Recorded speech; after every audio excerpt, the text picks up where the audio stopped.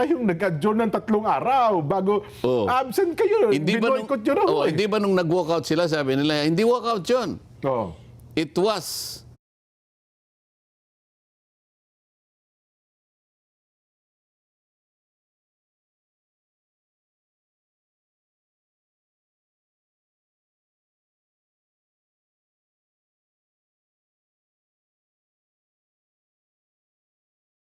a legislative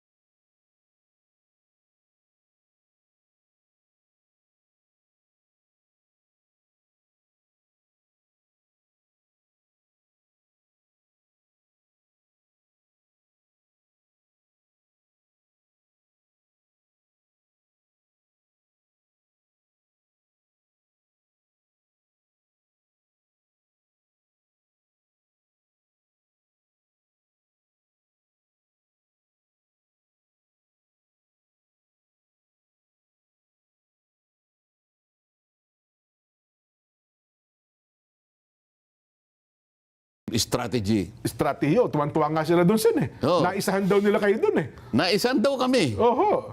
O yun akala nyo. O nung nag-walkout sila, kami naman, sinasabi nila nag-boycott daw kami. O yun na nga, oo. Diyan hindi kami nag-boycott. Oho. Bakit wala kami? O bakit nga po? Wala, 3 araw po, eh. O ginamit lang namin ang nakasad sa Section 6, Article 6, Section 16, Paragraph 5 ng Saligang Batas.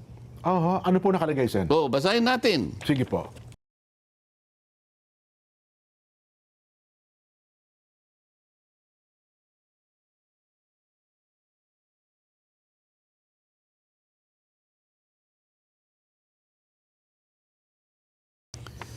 Neither house during sessions of the Congress, Oho. Neither house, oho. either Senate or the House of Representatives, Opo. bawat isa sa inyo, sabi niya, Okay, oho. shall, Okay. without consent of the other, adjourn for more than 3 days, Oho. nor any other place than that which the 2 houses should be sitting. Oh, itagalog mo. Oho.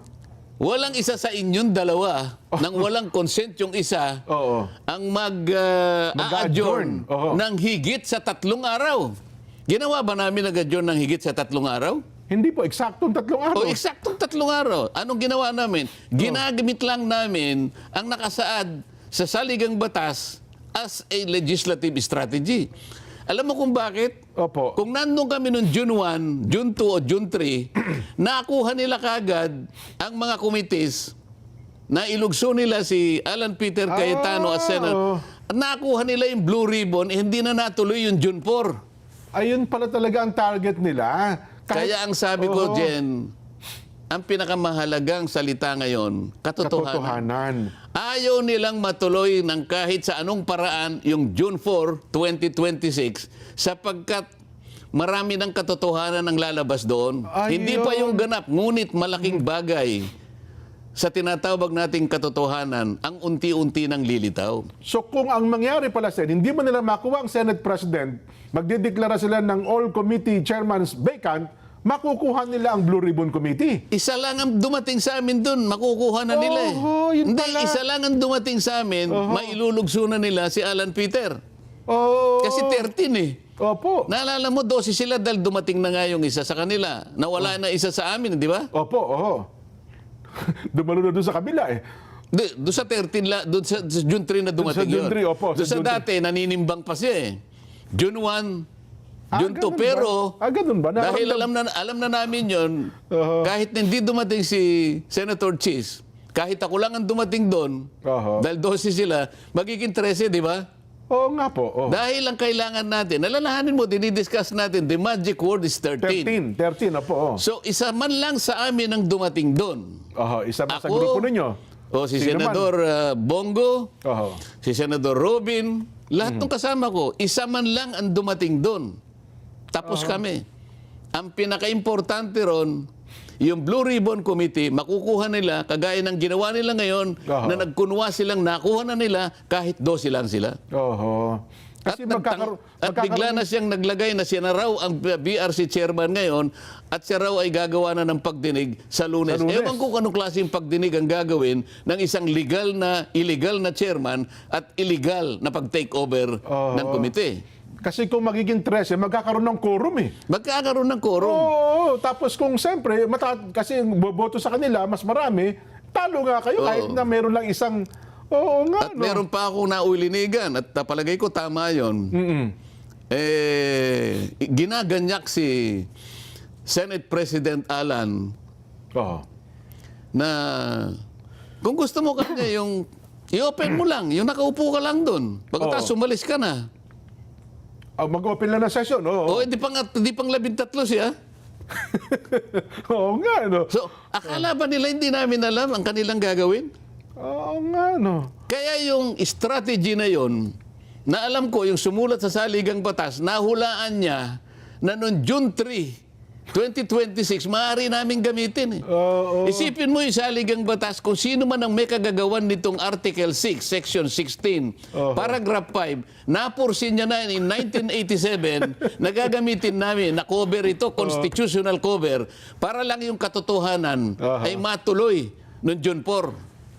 Parang propesiya pala ata. O ngayon, siguro naintindihin mo na, Jen. Ngayon ko naunawa na, oo nga, no. Kaya mga kababayan, ako po ay nagpapasalamat kung sino man po yung Ang may akda niya. kasama noong 1987 Constitutional Commission, kung paano po niya naisip yung 3 araw Na magagamit pala ngayon, ano? na magagamit namin po, mga ilang taon ang dadaan, dekada po ang dadaan, magagamit pala namin constitutional cover. Nako. Pero yung pag-walkout po ba nasa Constitution? Tanungin mo nga ako. Nasa Constitution po ba yung pag-walkout? Wala. Wala ba? Humanap sila, basahin na lang Constitution. Kung yung pag-walkout ay pinapayagan ng saligang batas. Yung 3 araw na hindi nyo pagdalo, May pinayagan. Ulitin ko po, sige. mga kababayan nakikinig. Article 6, Section 16, Paragraph 5. Kung sino man po yung sumulat noon. 1987 ito, Jen. Opo, 1987 Constitution na. 2026 na tayo. Opo. Ilang taon yon? Pakikompute. Mathematician, cameraman. Yan, may hawak na, no? Ilang taon na yon? 1987. Kahina nitong mga 2026 mathematician minus natin. 1987. Ilan? 39 years na po. Tama ba? Isipin mo, sinong makapagsasabi na yung taong kinasangkapan ng tadhana 39 years ago, nakita niya na dahil sa pangangailangan na mabunyag ang katotohanan, pwede naming gamitin itong isinulat nila na bahaging ito ng saligang batas. Parang paunang ano ho yun, ano? Parang ibinigay sa amin ito eh. Kasi ang sinasabi nila, Sen, dapat na po in-advise nyo ang lower, yung paano nyo, yung lower chamber. Basta ang sinasabi ko sa iyo, meron kaming constitutional cover. Ang sinabi niya, bawal sino man sa inyong dalawa nang hindi kayo nagko-consent sa isa't isa na magpasya kayong mag-adjourn ng more than 3 days. 3 days lang ginawa. 3 days lang ang ginawa namin. June 1, June 2, June 3, 2026. Oo nga, no. Baka hindi nila nabasa. Nabasa lang nila, Abilino ko, decision. Yan ang alam ninyo. Pero yung sumulat nito o kinasangkapan ng tadhana na sulatin ang bahaging ito ng saligang batas ay isang anghel. May propesiya siya na Di ba? Opo. Sino makakapagsabi na 39 years later, sabi nung gumawa nito, magagamit yan. Magagamit yan. Oo nga, no? Nung mga taong talagang ang gusto nila ay magsiwalat ng katotohanan. Magagamit yan sapagkat kung hindi nila gagamitin yan, lilikutin at lilikutin kagaya nga ng ginawa nilang panlilikot. Kahit 12 na lang. Kahit 12 lang. Sinubukan nilang kunin ang Blue Ribbon Committee. At kamuntik na nga hindi natuloy. Akalain mong merong dumating na sekretary doon, haharangin pa yung pagdating ng 18 ex-soldiers ng ating bansa Aha. na nung araw na yun ay tinawag, inimbita para sila ay magpahayag nung kanilang dating na ginawa na hindi pa nakarecord Aha. sa aming komite. Eh, Kinasangkapan nila pati Blue Ribbon Committee, wala silang pinapasok. Isip-isipin mo, Pati staff, lahat ng gagamitin namin. Aha. Lahat ng Pati gagamitin. mga stenographer, pati mga tao. Wala, eh. kami-kami na lang, mga staff namin, para lamang mahayag ang ilang bahagi ng katotohanan na matagal na pong hinihintay ng mga kababayan natin. Hindi ko po alam kung matutuloy pa yung mga susunod namin pagdinig sapagkat nagtatangkanan nila na pigilan kami dahil hindi raw po kami ang legitimately na may hawak na po ng poder ng kapangyarihan sa Senado. Aha. Kasi yun ang pinalulutang nila ngayon, Sen. Ang sinasabi nila, kayo po ang illegal at bogus hearing daw po yung nangyari kahapon. Bogus. Hindi, ang katotohanan dyan ang dapat na manaig. Yun ang tandaan At pala alam natin. ko dyan, alam mo rin ito, sapagkat ito'y napasulat dyan eh. Ay, opo naman. Oo. Di ba? Oo. Ang sabi sa John 8:32. Oo. Itagalog mo ito dyan, ha? Opo. Juan, ano po? John John 8:32. 8:32. Tagalog ba yung 8:32 ikaw naman? Hindi kasi mas maganda pa pag ganda ng Sen. Spanish yun eh. Opo. Oo. Gusto ko Tagalog. Juan, John 8:32. walo, hindi akma, Sen. Parang Hindi nga itagalog mo. 8:32. Hindi ganun ang pagbasa nun eh. Oo. Oh. Kapitulo 8, Hindi, sabi, talatang 8. versikulo 32. Hindi versikulo ang tawag dun eh. Basta yun ang ibig ko Opo, sabihin. opo. Sige na. Kailangan malinaw lang ito. Oho. Then you will know the truth, sabi niya. Oho. And the truth will set you free. Yan. O, Tagalog. At kapag nalaman mo ang katotohanan ay magpapalaya sa iyo. Di ba? Tama po ba? That At truth, ngayon, sabi niya, Oh. at malalaman mo ang katotohanan. at malalaman mo ang katotohanan, Sapagkat ang katotohanan ang magpapalaya sa iyo. magpapalaya sa iyo. Oo. Bakit ka palalayain ng katotohanan? Malalaman mo ngayon talaga kung sino ang dapat managot Oho. sa pinakamalaki, pinakamaanumalyang pagnanakaw sa salapi ng bayan. Alam po ninyo, hindi namin alam kung paano i-describe ito eh. Siguro ito po ang pagnanakaw na po pwedeng maisulat sa Guinness Book of World Records. Oho. Bakit po? Kasi po ang magnanakaw dito, hindi katulad ng karaniwang magnanakaw na nagtatakip ng muka o gumagamit ng iba't ibang kaparaanan para yung kanyang pagkakakilanlan Hindi makikilala siya. ay no? hindi. Oh. May tatago Mabunyag. niya. Opo. Oo. At kung minsan gumagamit sila ng kadiliman, lahat. Oho. Madulas sila, gagamit ng ibang kaparaanan. Pero itong mga nagnakaw pong ito, sa tanghaling tapat po nila ginawa. At hindi po itinago ang kanilang mga muka. Sa At ang tanghaling kasuotan tapat. po nila ay mga pambansang kasuotan. Mga nakabarong pa, no? Oho. At tinatawag po silang mga honorables. Yun. Pero imbes na pagsilbihan po yung bayan, na sihumpa sila na silang magsisilbi sa taong bayan, ang taong bayan po ang ninakawan. Yun po yung description ng isang pagnanakaw na talagang qualified sa Guinness Book of World Records. Oho. Hindi po ba dapat ang katotohanan sa likod niyan ay mabunyag? Yes po. Bakit po nila pinipilit na takpan ang katotohanan? Kahit sa anong kaparaanan, ilulugso yung tunay na leadership ng Senado para sa ganun makuha nila ang poder para yung pagtatakip na yun ay manatili at maibaon po yung katotohanan habang buhay. Oho. Then po, Kaya pala tamang-tama yung sinabi yung talata na yun, Sen, no? At malalaman ninyo ang katotohanan at ang katotohanan ay magpapalaya sa inyo. para malaman na ng Juan taong bayan. 8:32. So, meron pang isa dyan eh. Ba? Oho. Napasulat ito kasi inimbita namin ng former Speaker ng House of Representatives. Oo.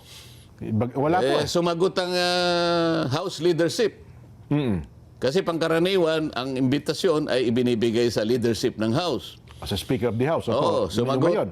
sumagot yung Secretary General, siyempre sa kapahintulutan ng Speaker ng House of Representatives. Opo.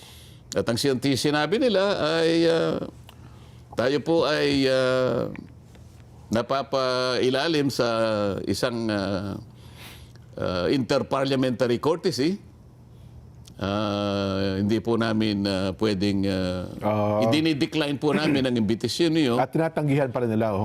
Dahil yan po namang mga bagay na inyong pag-uusapan dyan, ay yung iba po ay tinatalakay na po sa mga piling ahensya ng ating pamahalaan, kagaya ng ombudsman at kung gano'n-ganyan. Sumagot din palang office, no, Sec. Sa mga tweet, ayaw nilang ibigay Opo. ang pahintulot na makadalo yung iniimbita namin. Oho. Kasi kasama rin din ng ombudsman at saka yung Opo, representante po ng DOJ, di ba? Marami po kayo. ombudsman o representative. Opo. Yun naman DPW at secretary or representative. Yun naman. Opo, pati DBM. Wala naman secretary, silang